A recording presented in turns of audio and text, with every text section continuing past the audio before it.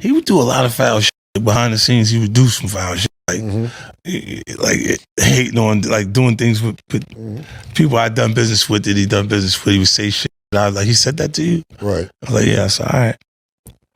You know what I'm saying? Like, you know, and don't know what they like till they see somebody with it. So they want the girls after you're done with them and shit. Yeah, leftovers. Yeah. They take your leftovers. A lot of niggas have my leftovers. 50 Cent just took things to a whole new level. And the internet is going crazy trying to figure out the real reason why he keeps throwing shots at Diddy. And trust me, it ain't just about champagne. Nah, this one is personal. This beef runs deep. 50's been on a mission to expose Diddy for years. But what we now know, because of the recent trial against Diddy, changes everything. That champagne diss, that was just the surface. Underneath is all the history of betrayal, disrespect, and straight up foul moves that made this rivalry more than just business. In this video, we're diving deep into the real story behind 50 Cent mocking Diddy's champagne deal and why it cut deeper than anybody realized. First, we're going to go back in history and break down the intense rivalry between 50 Cent and Diddy that lasted for years, and it only got nastier when they both jumped into the liquor game. Then we're going to explore why 50 says Diddy crossed the line with his own business partners, saying all kinds of wild things behind closed doors that had 50 Cent seeing nothing but red. And then after that, we're going to uncover the truth about 50 Cent's baby mama, Daphne Joy, and how the trial just confirmed that she was actually the Jane Doe. The same Jane Doe that testified about being involved in Diddy's dark world that changed everything for 50 Cent. And then after that, we're going to look at how 50 Cent's been warning us all along that Diddy wasn't the man he pretended to be. And now the receipts are here. And then we're going to break down 50 Cent's shocking claims about Diagio, the same company that partnered with Diddy. 50 says that they turned their back on him the moment he stopped being a worker and started acting like a boss and calling them out. He gave us all the clues, and now the picture is crystal clear. Let's get into it. What's a business venture that you may have missed out on that people don't know that you'd be like, damn, I could have got that? Oh, I could have did it. A cannabis company out here in Vegas. It was big. It's a big company. And then I passed on the can because I was investing in spirits. Right. You can't do both at the same time. Like, so I was like, nah. I just chose to do that. Oh, because I had so much success with the spirits. Right. Like I was in F and vodka was at like 43,000 cases. I took it to 216,000 cases in 16 months. And to the audience that doesn't know, what's that equivalent to in money wise? Oh, shit. 43,000 cases, 216,000 cases. What's that equivalent? It was like before we parted ways, they gave me 20 million. Right. Right. But and there was that company, and it was on the same model that Puff's deal was with Diagio. So like they made that deal to mirror that.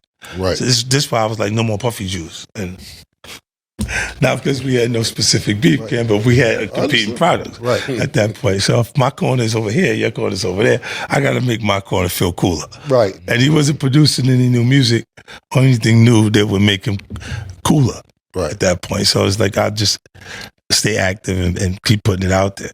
You know what I mean? And they but look, those things, it worked. You know, it worked during the period that it's there, but they did get funny after I owned the companies. Right.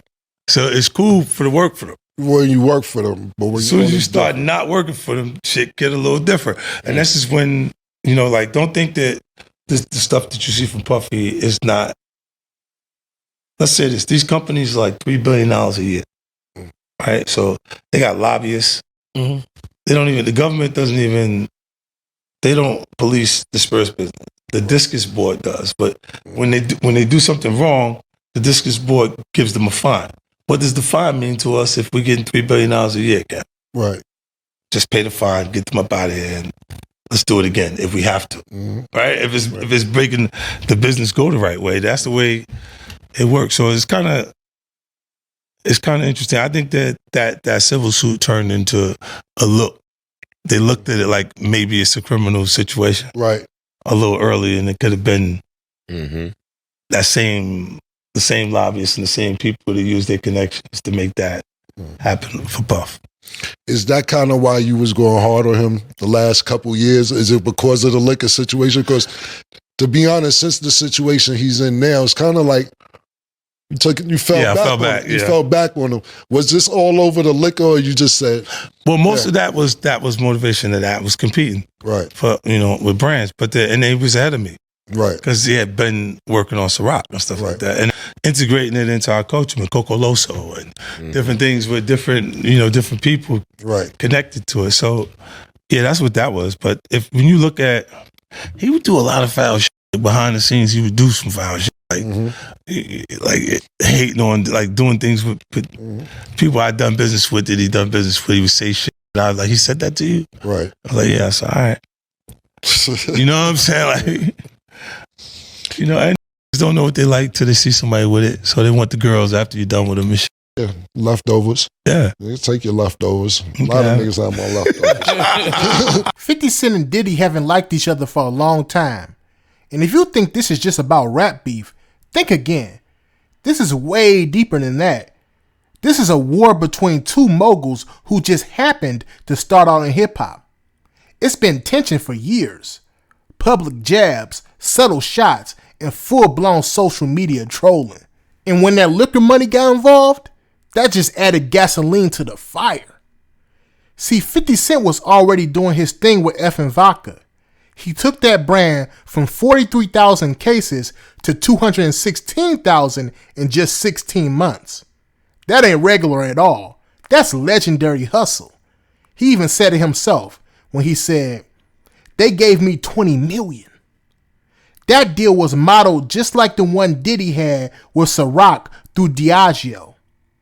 So when 50 started making major moves in that space, it was only natural that things would get competitive.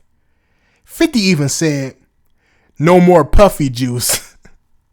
Because at that point, they were complete rivals. But it wasn't just about business. 50 Cent said that Diddy wasn't putting out new music or doing anything to stay hot. So he had to make himself look cooler than Diddy. That's when the real competition started. 50 said, "If my corner is over here and your corner is over there, I gotta make my corner feel cooler." It was war, and 50 was winning, but things got real shady after that. According to 50, he once owned his company, and then everything changed. He said, "They did get funny after I owned the companies. It's cool when you work for them, but as soon as you stop working for them, it's get a little bit different." 50 started hinting that these companies like Diageo had power and influence and enough to destroy careers. 50 said, "These companies are like $3 billion a year. They got lobbyists. The government doesn't even police them. They'll pay a fine and just keep doing what they're doing." This wasn't just a competition. This was a warning. 50 wasn't just beefing with Diddy. He was calling out the whole system. And it wasn't just business beef anymore. It got real personal. Now this is where things took a turn. Because for 50, this wasn't just about liquor sales and branding battles. It got real when Diddy started moving foul behind the scenes. During his interview with Cameron, 50 revealed that Diddy would talk wild to people 50 did business with. Straight up sabotage. 50 said, he would do a lot of foul S behind the scenes. Like hating on, like doing things with people I did business with, that he done business with. He would just say S. That's beyond petty right there. That's a whole chess move. Diddy wasn't just competing. He was trying to ruin relationships, burn bridges, and isolate 50 Cent in the industry. And 50 wasn't having it. He kept score. He watched and he waited for his moment. But what made 50 even more heated was how personal it got. 50 said, "Dudes don't even know what they like until they see somebody with it. They want the girls after you done with them." Then came the bomb when Cam said, "A lot of ends have my leftovers." Now those are some shots fired. That's not just industry talk. That's personal and that's family. And that leads us right into our next section where we find out just how deep this rabbit hole goes. Now, back in the day, 50 Cent said Diddy was going after his leftovers. And people thought it was just another Diddy diss. Just 50 Cent being 50 Cent. But now, after everything that's come out about Diddy in this trial, it turns out 50 Cent wasn't exaggerating. He was talking about Daphne Joy, his baby mama. And she wasn't just dating Diddy. She was living in his world, a dark, twisted world that came out in open court. Daphne Joy was Jane Doe, the anonymous woman who testified that she dated Diddy from 2021 up until his arrest in 2024. She said Diddy did drugs with her, forced her into freak-offs with male escorts, and made her feel like she had no choice at all.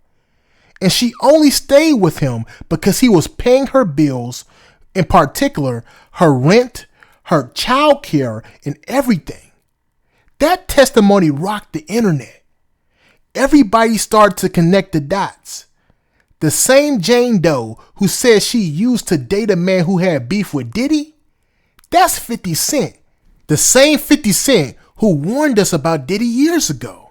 Back then, 50 Cent even clowned Daphne online and she clapped back hard. She accused 50 Cent of DV and he hit back with a defamation lawsuit. That lawsuit got dropped after she deleted that post. But now it all makes sense. 50's silence was him playing chess. He knew what was going on. And once her name came up in that Lil Rod lawsuit, it was clear. Diddy wasn't just a rival. He was targeting 50 Cent's family. That made it personal. That made it war. If you thought this was all just a petty beef, think again. 50 Cent has been hinting for a while now that the Diddy takedown wasn't an accident. It was a setup. 50 low-key pointed the finger at Diagio, the very company that partnered with both of them in the liquor game. 50 said, "They did get funny after I owned the companies." That was the switch. As long as he was an employee, everything was cool. But the moment 50 became a boss, the energy shifted. They started acting way different. Shady, distant, and dismissive. 50 explained how these massive liquor corporations move. 50 said, they're making $3 billion a year. They got lobbyists. The government doesn't even police them. The discus board does. And even then, when they do something wrong, they just pay the fine and keep it pushing. So in other words, they aren't regular companies. 50 Cent is letting y'all know that these are power brokers. And if they want you out, they'll make it happen. So when the lawsuit turned into a criminal investigation, 50 Cent was already hinting that it wasn't just karma catching up to Diddy.